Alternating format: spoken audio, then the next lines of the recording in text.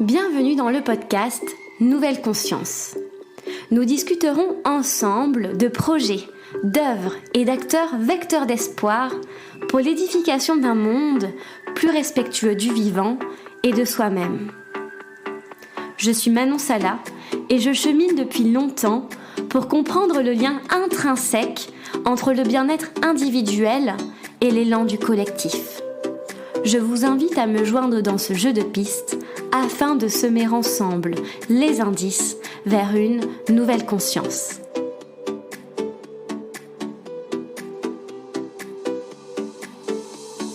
Aujourd'hui, je reçois Roland Gérard au micro de Nouvelle Conscience.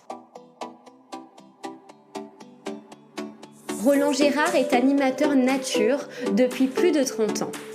Cofondateur du réseau École et Nature au début des années 80, il a également cofondé le collectif français pour l'éducation à l'environnement vers un développement durable qui fut déterminant dans l'organisation des assises nationales de l'éducation à l'environnement. Ces associations ont été les premières à ouvrir le dialogue entre les acteurs des secteurs privés et publics autour des thématiques environnementales en éducation. Dans cet épisode, Roland nous transmet son amour de la nature, de la transmission et de la poésie vers une volonté d'émerveillement des enfants à la sensation, puis à la protection de la nature. C'est sur ces mots d'Einstein qui résument parfaitement la posture de Roland que je terminerai ma présentation. La connaissance vient de l'expérience, tout le reste n'est que de l'information. Je vous souhaite une très bonne écoute.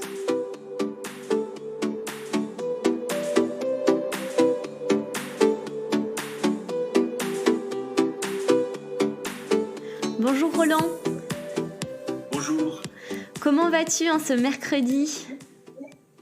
Écoute, ça va bien. Il fait un peu gris aujourd'hui sur les montagnes pyrénéennes, mais ça va. On a eu quelques jours de beau temps. J'ai beaucoup marché récemment et voilà, donc ça va. Super, ouais, donc ça tombe bien alors que tu t'enfermes aujourd'hui pour le podcast. C'est un temps qui se prête plutôt à ça qu'à faire des balades avec la grisaille. D'accord. Super, je suis vraiment ravie de t'accueillir sur le podcast Nouvelle Conscience. Merci beaucoup d'être présent. On va commencer par une question assez généraliste qui va nous permettre en fait de rentrer dans les détails par la suite. La première question que je souhaite te poser, c'est sur la notion de révolution verte que tu as abordée dans certains de tes écrits, la révolution verte de l'éducation. Donc je voulais voir avec toi donc de quoi il s'agissait, d'une part, quand tu parles de révolution verte de l'éducation, et ensuite si l'enseignement français était prêt pour ça, pour cette révolution de l'éducation. Révolution verte parce que disons que la question de l'écologie aujourd'hui, elle devient vraiment centrale et on sent bien, on a une proportion de plus en plus grande de la population à sentir que nous sommes en devoir d'opérer un tournant. Et quand je dis nous, je veux dire l'espèce humaine. Et c'est un événement qui est encore plus important qu'un événement historique parce que on peut qualifier cet événement d'anthropologique carrément parce que il y a rien de plus important ni de plus puissant qui est arrivé depuis la naissance de l'humanité sur Terre, parce qu'on risque à avoir modifié les conditions du milieu, on risque tout simplement de mettre en question l'existence même de l'espèce humaine, quoi. Donc on est à un moment extrêmement fort. La formule consacrée, c'est si on continue comme ça, on va dans le mur, hein. On l'entend de plus en plus régulièrement. Le club de Rome, c'était au début des années 70, le disait, et maintenant ce sont les Nations Unies qui le répètent régulièrement, de plus en plus souvent. On a vu le dernier rapport du GIEC, et maintenant toutes les personnes de bon sens en sont là. Donc si on continue à avoir ce mode de développement, ce type d'évolution, l'espèce humaine, eh bien on compromet tout simplement notre existence même. Et aujourd'hui, on a de très importantes proportions de jeunes qui sont touchés par l'éco-anxiété. On parle de la moitié des jeunes et même des 3/4 des jeunes qui développeraient en eux une inquiétude pour l'avenir du fait de de ce réchauffement climatique et puis de la perte de biodiversité, hein, 6e extinction de masse du vivant, hein, c'est quelque chose d'énorme, quoi. Oui. Donc la révolution là, c'est d'arrêter la séparation entre nature et culture. Parce que cette séparation, ça nous mène à ce désastre. Hein. C'est de reconnaître l'interdépendance comme étant un élément clé, presque un dogme. C'est-à-dire que l'interdépendance, savoir que nous, les humains, eh bien, on est dans l'interdépendance avec tout le vivant, avec toutes les autres bêtes, avec tous les éléments du vivant. Et il faudrait qu'on comprenne que cette interdépendance, elle est un élément clé, c'est-à-dire que l'homme sort de sa position centrale ou supérieure et entre vraiment dans le flot du vivant. Et ça, c'est quelque chose qui n'est pas dans notre culture aujourd'hui. Et il faudrait aussi poser la diversité comme une nécessité vitale. On voit bien que ce sont les systèmes simplifiés qui sont, disons, les plus fragiles et les moins productifs, en fait, s'ils ne sont pas soutenus par de la chimie, entre autres. Donc, faut pas oublier que quand on parle de diversité, eh bien, il faut imaginer tout de suite monoculture, quoi, parce que c'est le contraire de la diversité, c'est ça, c'est la monoculture. Et c'est ça, c'est un artifice. Donc, il faut maintenant qu'on arrive à mettre la diversité comme étant un atout, en fait, pour la vie.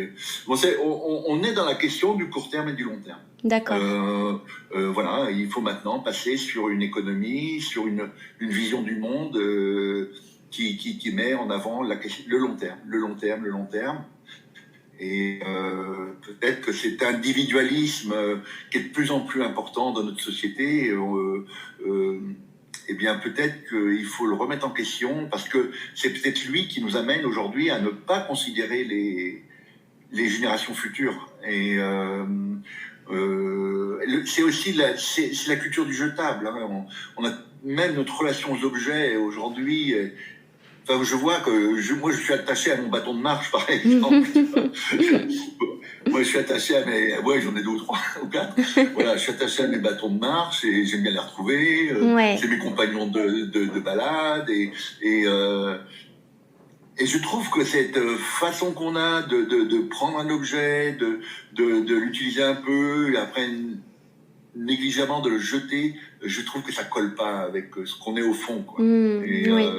Donc un petit peu aussi révolution, parce que ça m'avait questionné quand j'étais adolescent, ou j'avais ton âge, même avant. Je me disais, mais comment ça se fait qu'un génie comme Linné, qui a créé la classification des espèces au XVIIIe siècle, comment ça se fait qu'il a qualifié les humains de sapiens, quoi? Parce que sapiens, c'est un adjectif latin, en fait, qui signifie intelligent, sage, raisonnable, prudent. Oui, c'est clair. C'est ça, sapiens. Et donc, moi, j'y arrivais pas, parce que je dis, mais c'est le contraire, on n'est pas du tout.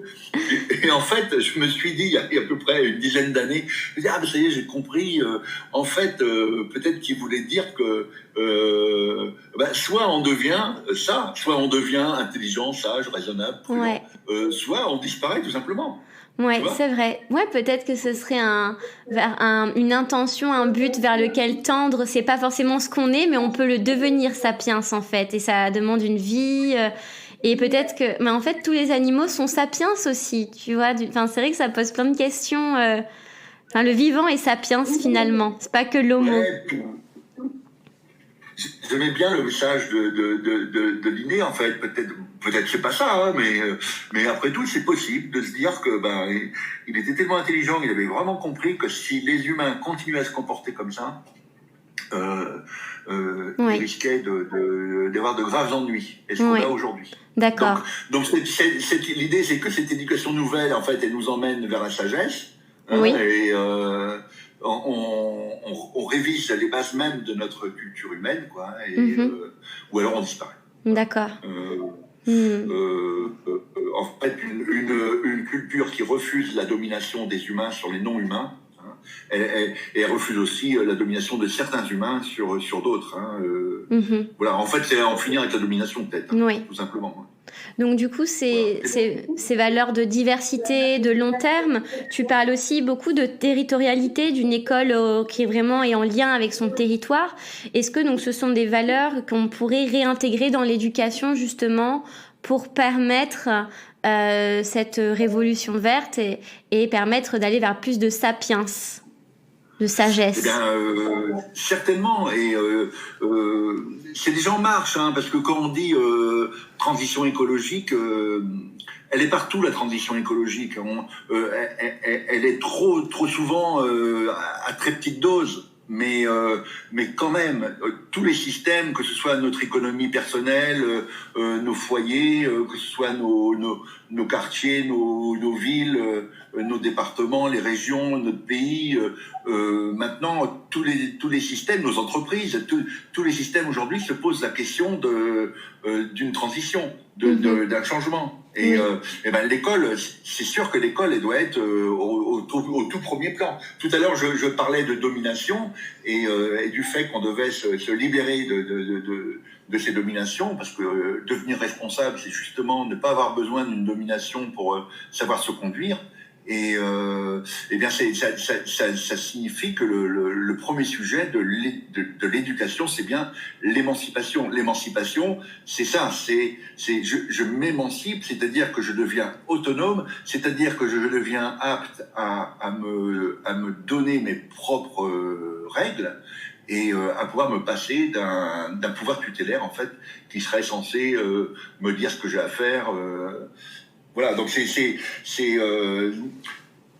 c'est un des éléments clés qui est historique dans l'éducation, hein, parce qu'on met souvent en avant la question de l'éducation et de l'émancipation dans l'éducation. Mais il y a l'autre élément clé, c'est notre lien au vivant. C'est comment on s'y prend pour partout, dans tous les territoires, là où vivent les enfants en particulier. L'éducation s'adresse en premier aux enfants. Les enfants puissent connaître des bonnes expériences de nature pour pouvoir tisser ces liens avec le vivant. Et ces expériences de nature, ce qui est intéressant, c'est qu'on peut tous leur offrir cette occasion-là aux enfants. Parce qu'on peut tous, même si on s'y connaît pas trop, on n'a pas besoin de connaître le nom des oiseaux pour aider un enfant à rencontrer les oiseaux. Il suffit de désigner un oiseau et de dire « regarde comme il est beau ». Et si on le sent pas nous-mêmes beau, eh bien, il faut peut-être qu'on fasse un chemin pour soi-même avant. Mais l'enfant peut faire ses propres expériences. Ce qu'il faut donc, c'est l'amener dans des endroits qui vont lui permettre de faire des rencontres, d'être dans l'émerveillement. Voilà, et d'être dans le jeu libre. Là, on découvre aujourd'hui les grands bienfaits du jeu libre.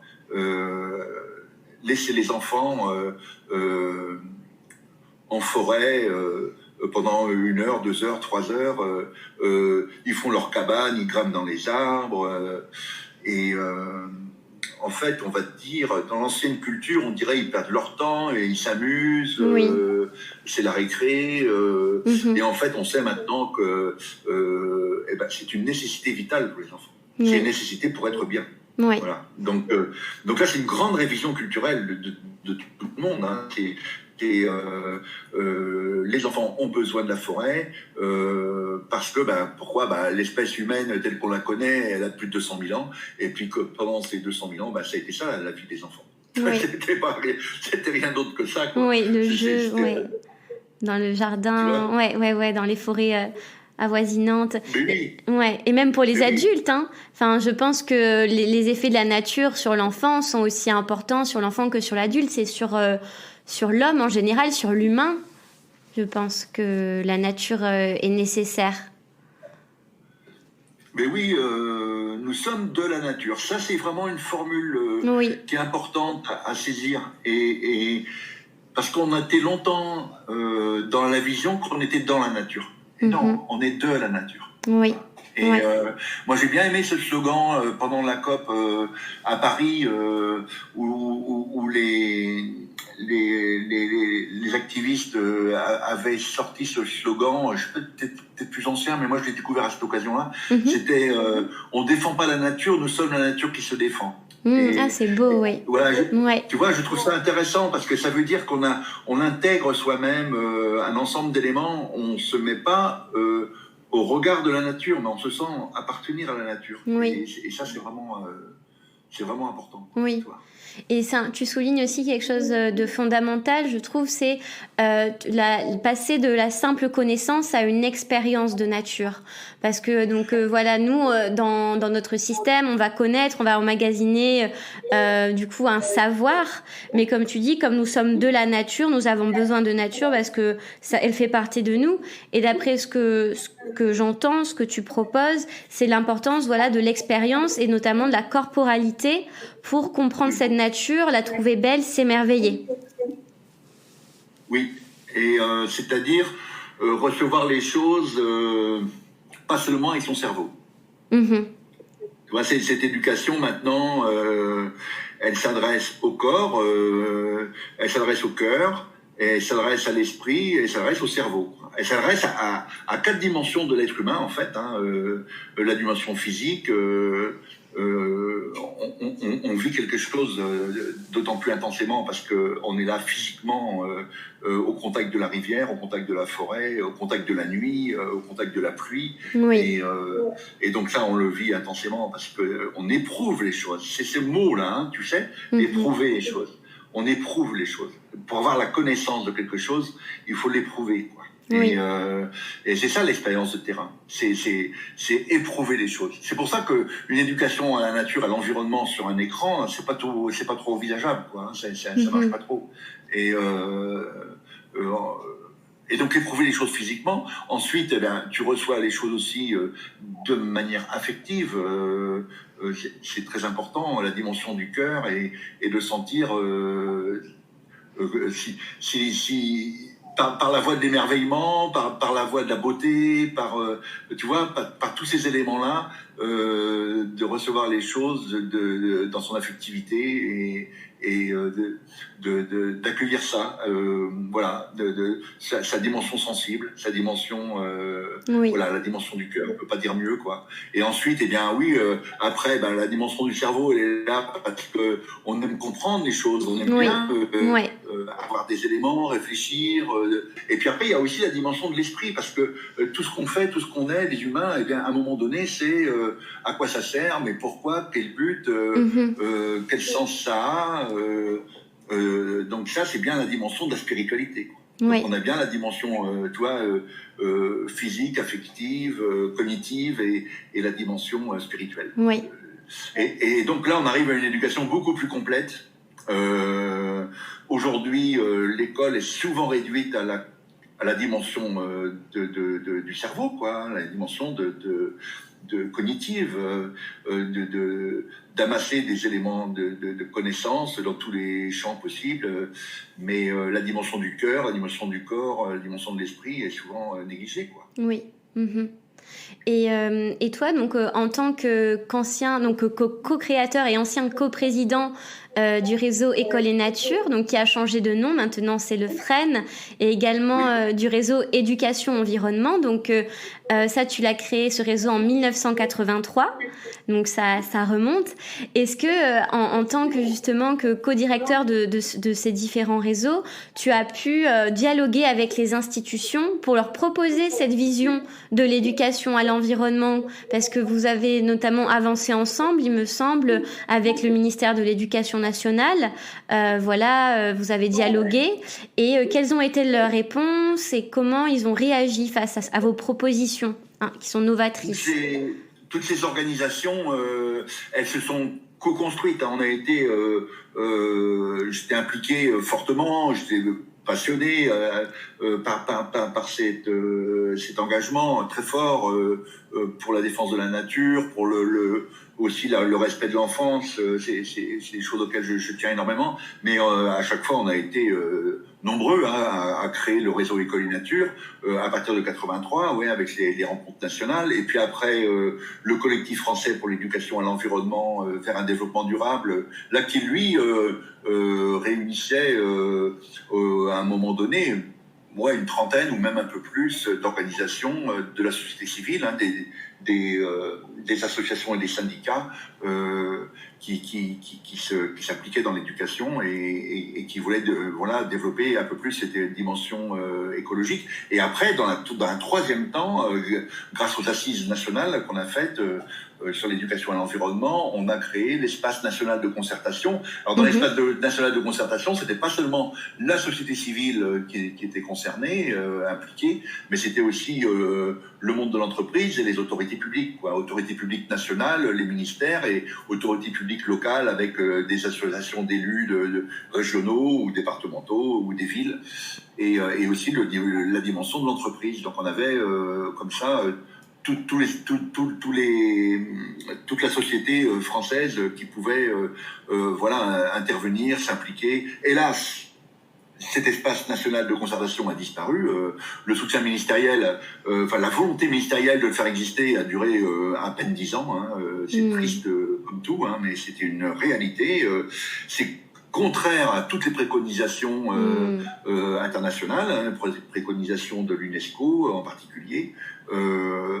Et nos assises étaient des vraies réussites, hein, puisque là, les dernières assises, il y avait eu 95 circonstances locales ou régionales qui avaient préparé ces assises. Il y avait 1200 participants, ça durait 3 jours. Wow. Et il y avait la ministre Delphine Bateau qui était venue. Et ça, c'était en 2013 à Lyon, à Villeurbanne. Et on avait une forte mobilisation, sauf que, cet effort, la société civile l'a fait 3 fois, hein, puisqu'on l'a fait à Lille en 2000, là on était 1100, très mobilisés, à Caen en 2009, à chaque fois on l'a fait sous le patronage du président de la République. On était vraiment, on peut pas plus consensuel, être favorable au dialogue. Mais je sais pas comment répondre à ta question sans utiliser le mot mépris, mensonge. Oh là là, ouais. Voilà, moi je me reproche presque aujourd'hui d'avoir été naïf comme un enfant, tu vois, et même innocent, tu vois, parce que il y a une date importante dans mon parcours personnel, en tout cas, c'est 92, hein, c'est le sommet de Rio. Je me rappelle de cette formule, jamais on a réuni autant de chefs d'État de toute l'histoire de l'humanité. Et je me disais, ça y est, voilà, ils ont compris, en 92, ils ont compris que la question environnementale était extrêmement importante et qu'ils allaient se mettre d'accord et là, c'était l'agenda 21 qui a été créé, etc. Sauf que les engagements n'ont pas été suivis. Et on retrouve la même chose en 2015 avec les accords de Paris sur le climat. Oui. Les accords ne sont pas suivis. Donc, comment dire autrement que de parler de mensonges ? C'est des mensonges. Ils disent qu'ils vont faire des choses, ils ne les font pas. Je suis un peu triste de voir que c'est ça quand même. Hein. Il y a des rapports de force très, très, très, très puissants dans la société. Et toutes les personnes qui veulent que la nature soit respectée, que les espèces vivantes puissent s'épanouir, que les enfants soient aussi écoutés dans leur singularité, qu'ils aient droit à leurs différences, qu'ils soient accompagnés plus que éduqués. Oui. Ces idées-là, elles sont rejetées par les gens qui détiennent les pouvoirs aujourd'hui, hein, économiques, politiques. D'accord. Voilà. Oui, je vois. C'est pas... Oui. Est-ce que tu penses que le contexte actuel, avec quand même une accélération justement pas des symptômes, mais des conséquences du réchauffement climatique, notamment en Europe. Avant, on avait l'impression que c'était éloigné de nous, que les dirigeants pouvaient peut-être pas le nier, mais en tout cas se méprendre et ne pas le prendre en compte dans leur politique et en tout cas dans les médias.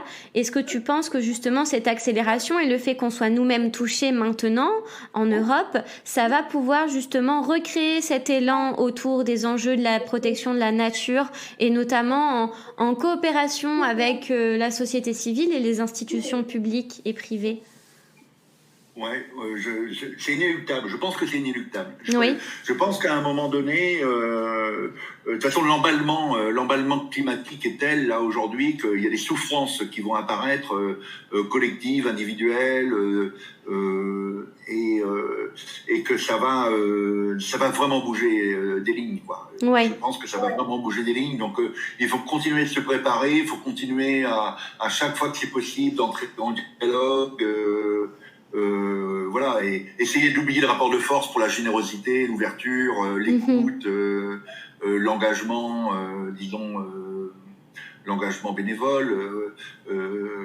C'est tellement grave aujourd'hui, cette situation climatique, et puis ce désordre social aussi, hein, parce que c'est du même ordre. Hein, il y a beaucoup trop de gens qui sont en souffrance, en pauvreté, et quand on parle d'éducation à la nature, à l'environnement, on parle pas que l'éducation des Français, quoi. Hein, c'est l'éducation des humains. Hein, et donc là, il faut qu'on oublie un peu ces frontières et qu'on fasse vraiment un effort collectif, les humains, pour faire face à cette crise, quoi, majeure, quoi. Oui.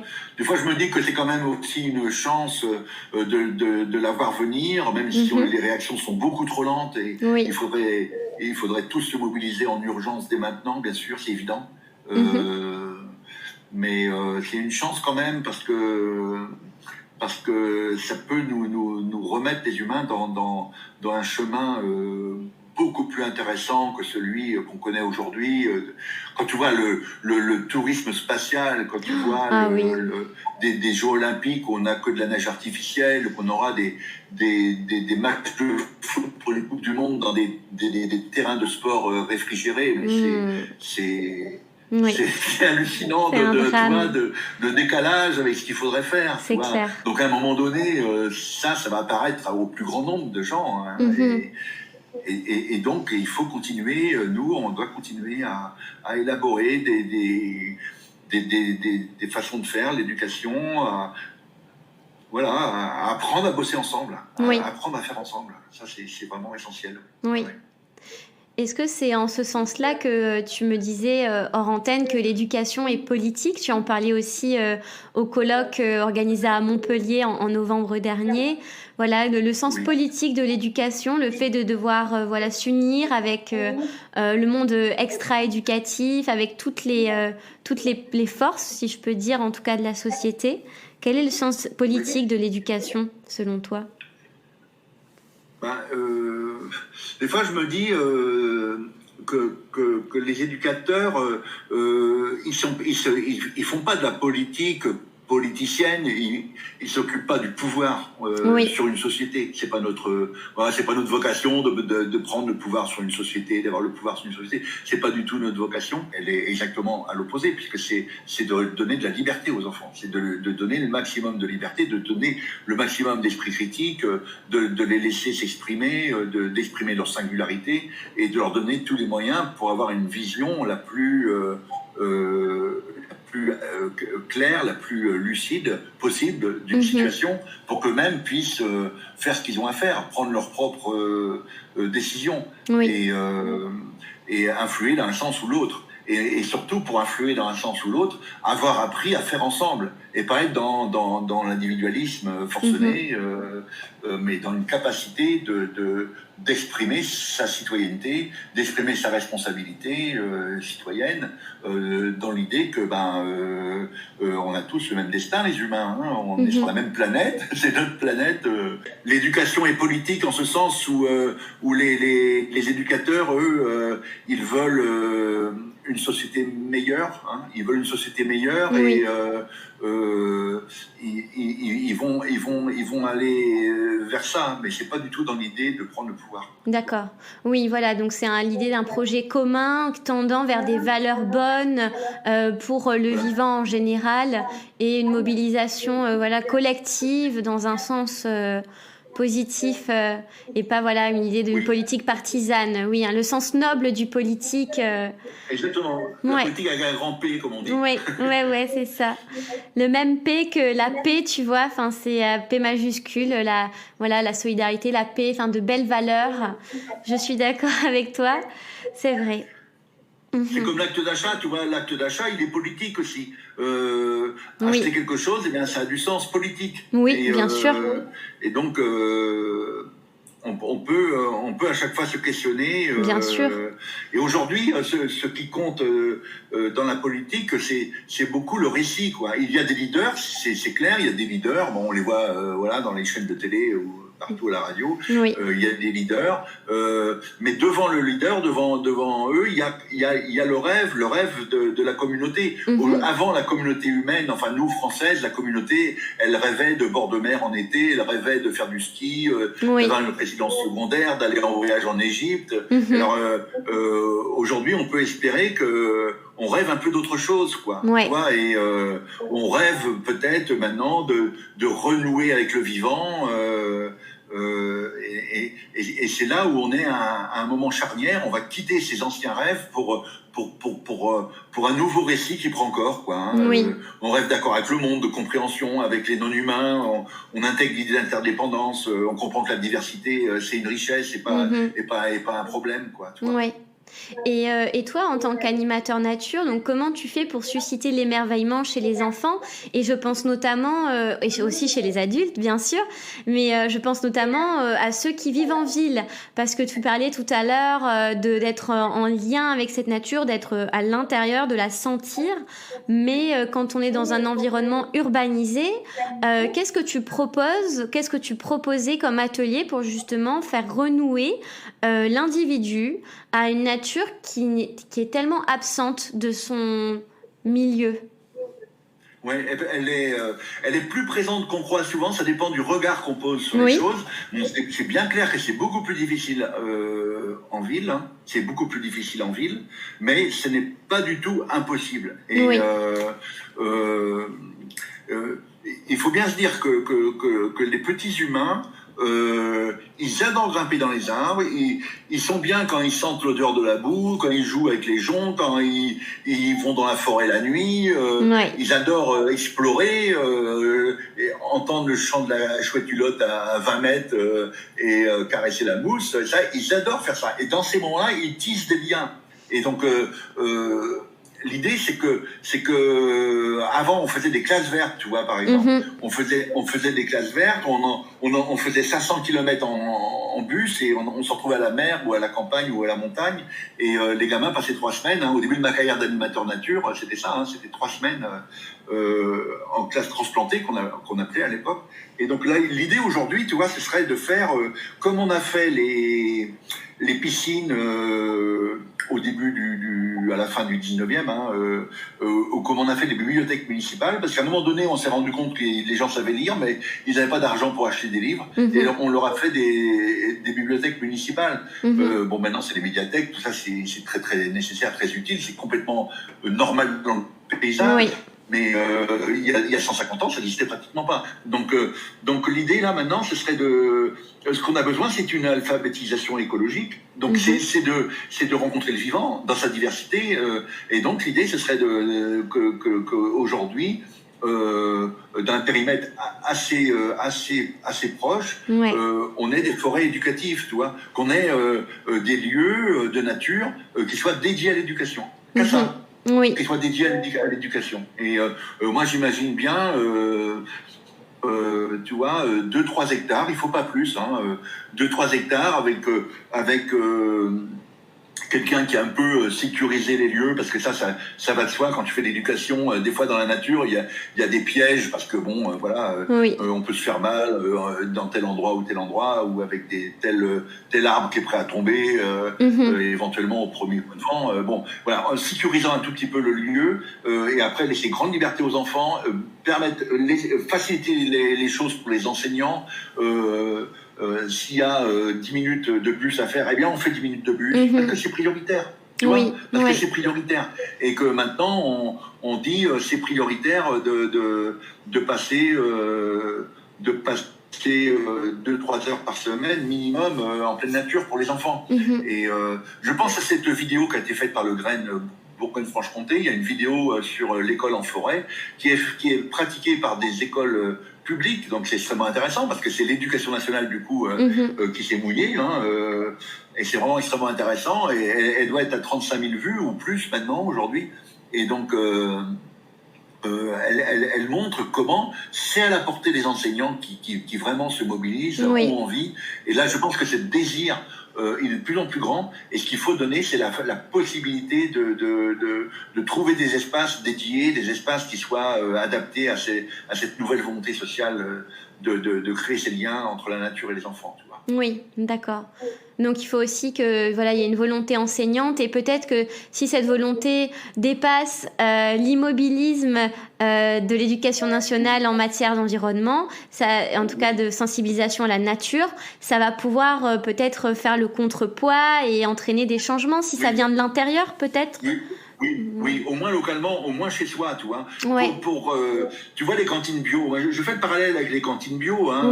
Une cantine bio, quelque part, dans un village ou dans une petite ville ou dans une grande ville, au départ, c'est toujours quelques parents qui s'inquiètent de ce que mangent les enfants à la cantine, quelques directeurs d'école ou d'enseignants qui disent quand même on pourrait faire quelque chose, un élu de la ville qui dit bah oui, je comprends, oui, il faut quand même qu'on fasse quelque chose. Et puis petit à petit, il y a un dialogue qui se passe entre la collectivité, des parents, des enseignants, et petit à petit, avec la forte volonté de compréhension mutuelle, c'est intéressant de voir qu'avec des fois peu d'efforts, un abri à chauve-souris, un hôtel à insectes, une mare, on arrive à faire revenir de la faune sauvage. Oui, mais en tout cas, c'est fondamental là, ce que tu dis. Tu donnes vraiment des ressources pour ceux et celles qui voudraient se lancer mais qui sauraient pas forcément comment faire.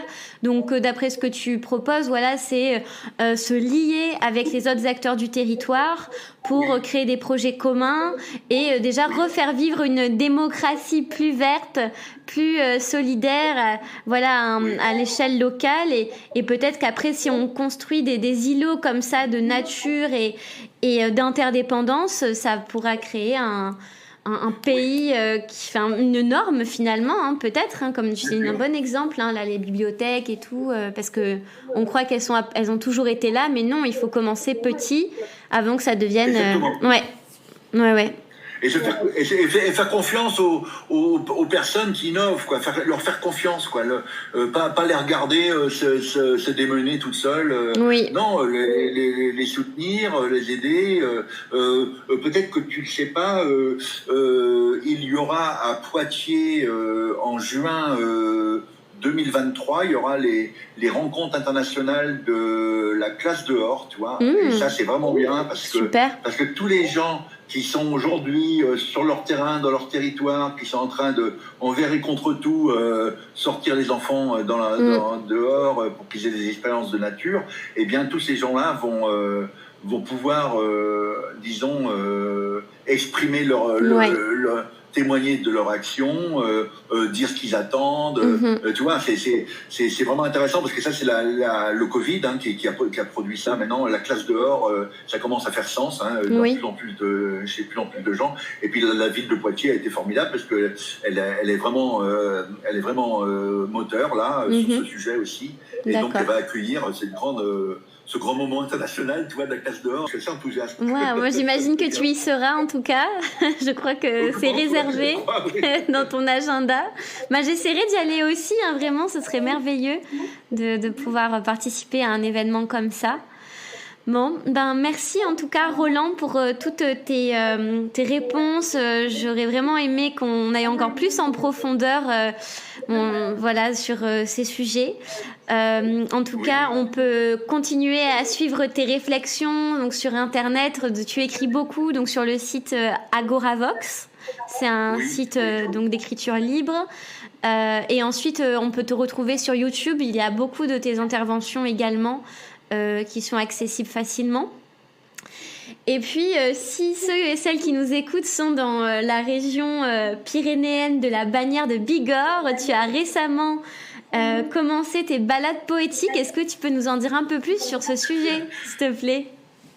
Oui, les balades poétiques, ça s'est inventé de façon un peu par hasard, parce que depuis quelques années, quand je trouve des textes vraiment qui me touchent, tu vois, particulièrement forts, je les apprends par cœur.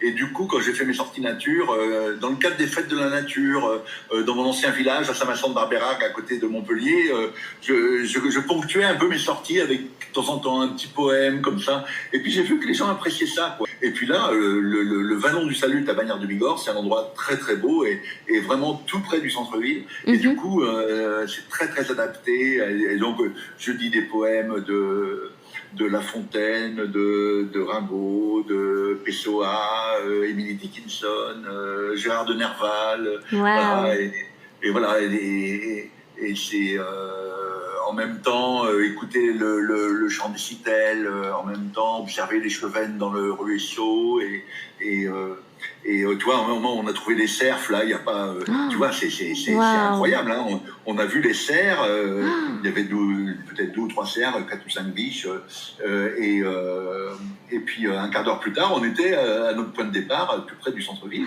C'est super, ah oui, ils sont... c'est des moments magnifiques et très riches.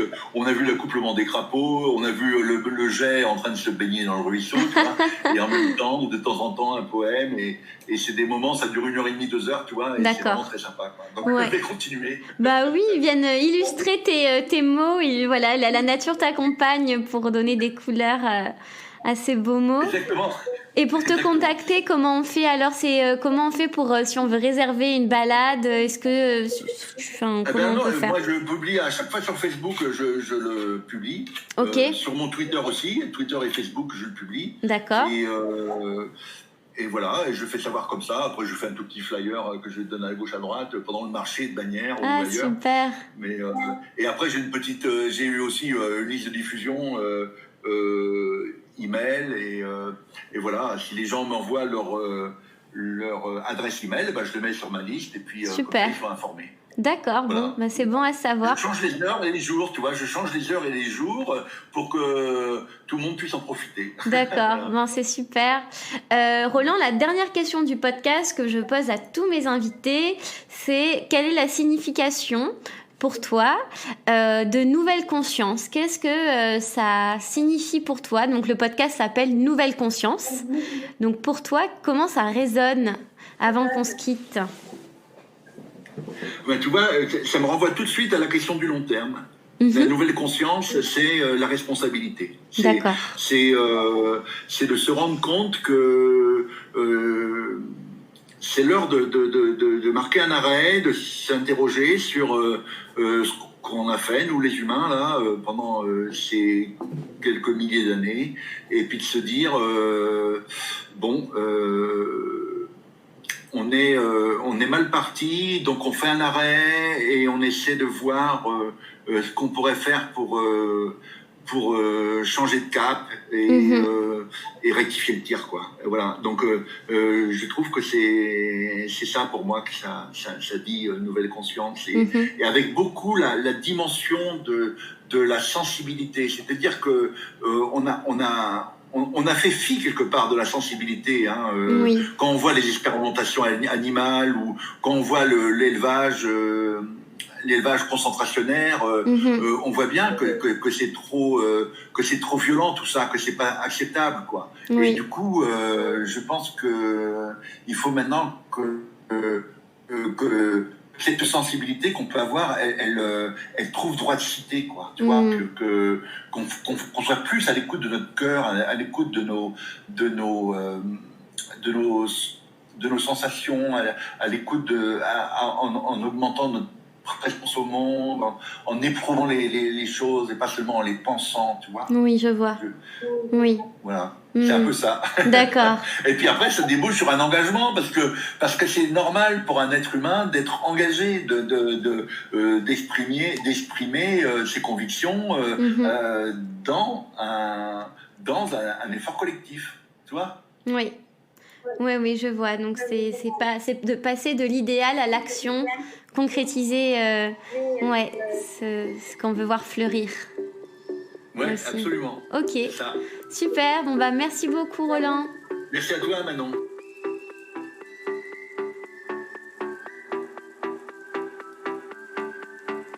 Merci pour votre écoute. Si ce podcast vous a plu, la meilleure façon de le soutenir est de lui laisser 5 étoiles sur iTunes et sur Apple Podcasts. N'hésitez pas également à me laisser un commentaire et à me suivre sur la page Instagram Nouvelle Conscience Podcast. Vous pouvez aussi m'écrire. Je suis toujours ravie de vous lire, de vous répondre et de partager avec vous des idées, des réflexions autour de ce projet de Nouvelle Conscience. Je vous dis à la semaine prochaine. En attendant, prenez soin de vous et à bientôt.